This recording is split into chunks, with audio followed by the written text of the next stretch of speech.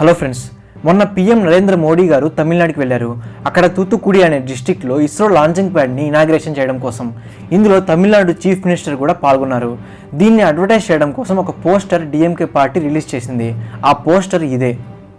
ఈ పోస్టర్లో మీకు ఏమైనా తేడాగా కనిపిస్తుందా? ఖచ్చితంగా కనిపిస్తుంది. ఎందుకంటే ఈ రాకెట్స్ మన రాకెట్స్ కాదు. ఈ రాకెట్స్ పైన ఉండే జెండా చైనాకి సంబంధించింది. ఇది ఒక చైనా ఫ్లాగ్. దీని గురించి డిఎంకే లీడర్స్ని అడిగితే ఏం పోస్టర్ మీద చైనా ఫ్లాగ్ ఉండకూడదు అంటున్నారు. ఇండియాకి చైనా ఏం ఎనిమి కాదు కదా అంటున్నారు. ఎందుకని డిఎంకేకి బీజేపీ అంటే అంత కక్ష? మొన్నటికి మొన్న తమిళనాడుకి చెందిన ఒక కాంగ్రెస్ లీడర్ మాకు సపరేట్గా ఒక కంట్రీ కావాలి అని చెప్పాడు. అది చాలా వైరల్ అయ్యింది. అంతెందుకు, ఎన్నోసార్లు తమిళనాడు చీఫ్ మినిస్టర్ స్టాలినే సౌత్ ఇండియాని ఒక సపరేట్ కంట్రీగా చేయాలి అని చెప్పాడు. ప్రజెంట్ ఇదే పార్టీ అక్కడ రూలింగ్లో ఉంది. మొన్నటికి మొన్న అయోధ్య రామ్ మందిర్ ఇనాగ్రేషన్ని తమిళనాడులో లైవ్ టెలికాస్టింగ్ కాకుండా ఆపేశారు. ప్రజెంట్ తమిళనాడు పరిస్థితి ఇలా ఉంది. కానీ ఇవన్నీ పక్కన పెడితే ఇంత ఎక్స్ట్రీమ్ కండిషన్స్లో కూడా నేషనల్ వైడ్ ఒక పేరు వినిపిస్తుంది. అదే అన్నామలై. స్వయాన అమిత్ షానే ఇతను నెక్స్ట్ పీఎం అవుతాడు అని చెప్పాడు అంటే మీరే అర్థం చేసుకోండి అన్నామలై గారి పవర్ ఏంటో. యూపీఎస్సీని ఫస్ట్ అటెంప్ట్లోనే క్లియర్ చేసి ఐపీఎస్ అయ్యాడు. అటువంటి ప్రెస్టీజియస్ పదవిని వదిలిపెట్టి ఇప్పుడు తమిళనాడు చరిత్రని మార్చబోతున్నాడు. ఇతని గురించి తెలుసుకోబోయే ముందు మనం ఫస్ట్ తమిళనాడు పొలిటికల్ హిస్టరీ గురించి తెలుసుకోవాలి. కొన్ని వేల టెంపుల్స్ని కూల్చిన చరిత్ర అది. రామాయణం, మహాభారతం లాంటి గ్రంథాలను కాల్చిన చరిత్ర అది. 125-year-old temple that was on the banks of Muthanamkulam pond here in Tamil Nadu. ఇండియాకి స్వాతంత్రం రాకముందు నుంచి కూడా మద్రాస్ ప్రెసిడెన్సీలో కుల వివక్ష చాలా ఎక్కువగా ఉండేది. ప్రజెంట్ ఉన్న తమిళనాడు అండ్ మన ఆంధ్రప్రదేశ్ మద్రాస్ ప్రెసిడెన్సీలో అప్పుడు ఒక భాగమే. 1920sలో ఈ కుల వివక్ష అనేది చాలా ఎక్కువైంది. బ్రాహ్మిన్స్ చేతుల్లో తక్కువ కులాల వాళ్ళు నలిగిపోతూ వచ్చారు.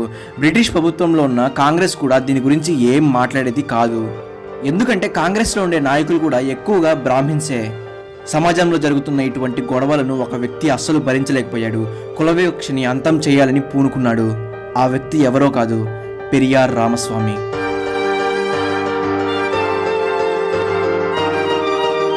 పెరియార్ కాంగ్రెస్లో ఉన్నప్పటికీ అందులో నుంచి విడిపోయి 1925లో సెల్ఫ్ రెస్పెక్ట్ మూవ్మెంట్ అనేది స్టార్ట్ చేశాడు.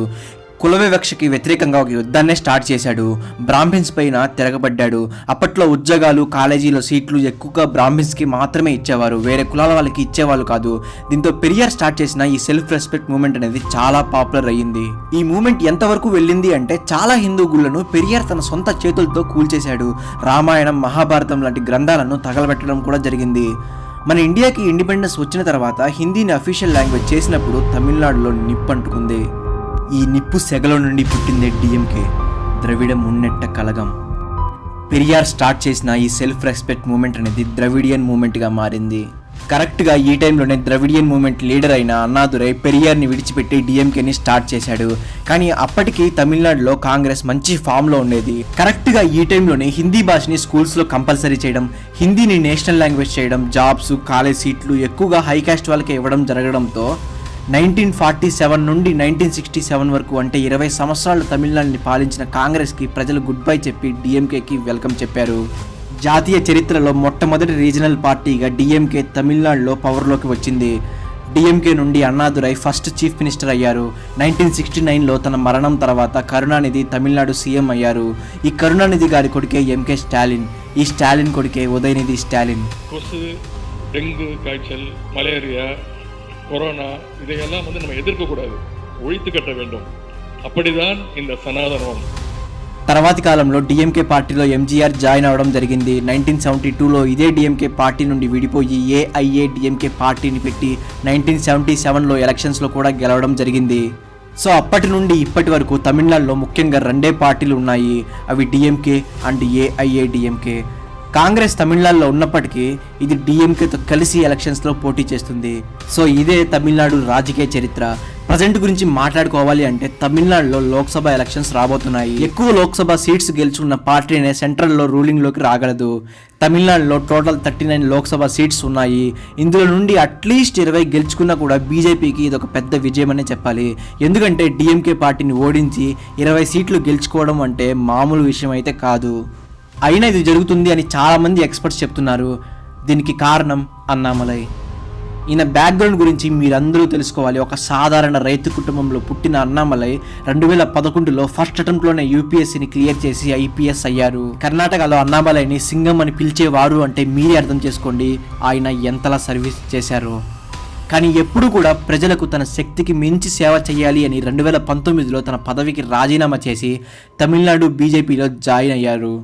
ఇక అప్పటి నుండి తమిళనాడుని అంటిపట్టుకుని ఉన్న ద్రవిడియన్ ఐడియాలజీని మార్చే ప్రయత్నం చేస్తున్నారు. ఇప్పుడు జరిగే ఎలక్షన్స్లో 39 out of 39 సీట్స్ రాకపోవచ్చు, కానీ హాఫ్ గెలిచినా కూడా 2026లో రాబోతున్న తమిళనాడు స్టేట్ ఎలక్షన్స్లో బీజేపీకి ప్రజలు పెద్ద మెజారిటీ ఇవ్వబోతున్నారు. కానీ తలపతి విజయ్ గారు కూడా 2026 ఎలక్షన్సే లక్ష్యంగా బరిలోకి దిగబోతున్నారు. సో దీనివల్ల బీజేపీకి కొన్ని సీట్లు నష్టం రావచ్చు. అయినా కూడా ఫస్ట్ టైం తమిళనాడు లాంటి పవర్ఫుల్ రీజనల్ పార్టీ ముందు నిలబడి కొన్ని లక్షల మంది జైజేలు కొట్టడానికి ముందుకొస్తున్నారు అంటే he was doing something. So ఇది ఫ్రెండ్స్ ఈ వీడియో మీకు నచ్చినట్లయితే వెంటనే వీడియోని లైక్ చేసి ఛానల్ని సబ్స్క్రైబ్ చేసుకోండి. Thank you for watching.